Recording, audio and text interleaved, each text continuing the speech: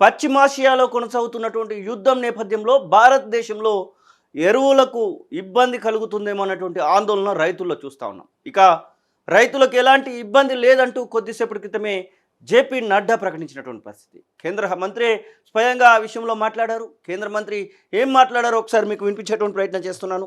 పశ్చిమాసియాలో కొనసాగుతున్న యుద్ధ పరిస్థితులు కారణంగా దేశంలో ఎరువుల కొరత ఏర్పడుతుందా అన్న ఆందోళనల నేపథ్యంలో కేంద్ర ప్రభుత్వం కీలకమైనటువంటి ప్రకటన చేసింది. రైతులు ఎవరు భయాందోళన చెందాల్సిన అవసరం లేదని, దేశంలో సరిపడా ఎరువుల నిల్వలు ఉన్నాయని కేంద్ర రసాయనాలు ఎరువుల శాఖ మంత్రి జేపీ నడ్డా లోక్సభలో స్పష్టం చేశారు. రాబోయే ఖరీఫ్ సీజన్కు అవసరమైన ఎరువుల నిల్వలు దేశంలో అందుబాటులో ఉన్నాయని కేంద్ర మంత్రి హామీ ఇచ్చారు.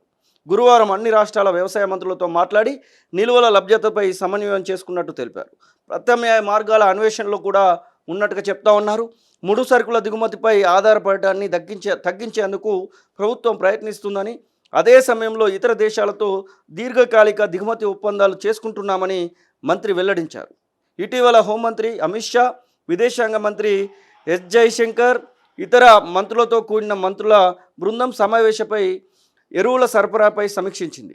తాజా పరిస్థితుల వల్ల ఉత్పత్తిపై 0.6 నుంచి 0.9 మిలియన్ టన్నుల మేర ప్రభావం పడేటువంటి అవకాశం ఉండడంతో మెరాకో వంటి దేశాల నుంచి అదనంగా దిగుమతులు చేసుకోవాలని ప్రభుత్వం నిర్ణయించింది. ఇక ఫెర్టిలైజర్ అసోసియేషన్ ఆఫ్ ఇండియాతో కూడా ఈ యొక్క ఒప్పందాలు చేసుకుంటున్నట్టుగా తెలుస్తూ ఉంది.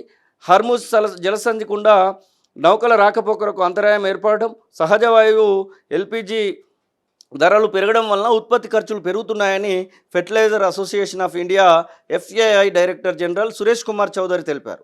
ఎరువుల వినియోగంలో ప్రపంచంలో 2వ స్థానంలో, ఉత్పత్తిలో 3వ స్థానంలో ఉన్న భారత్కు ఈ పరిస్థితులు సవాల్గా మారినప్పటికీ ప్రభుత్వము, పరిశ్రమల మధ్య ఉన్న పటిష్ట సమన్వయంతో ఈ సమస్యను విజయవంతంగా అధిగమిస్తామని ఇప్పటికే ఫెర్టిలైజర్ అసోసియేషన్ ఆఫ్ ఇండియా వారైతే చెప్తా ఉన్నారు.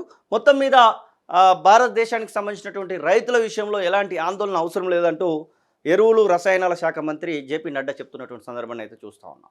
అసలైన తొలి వెలుగు. ఫాలో వాట్సాప్ @తొలి వెలుగు అఫీషియల్.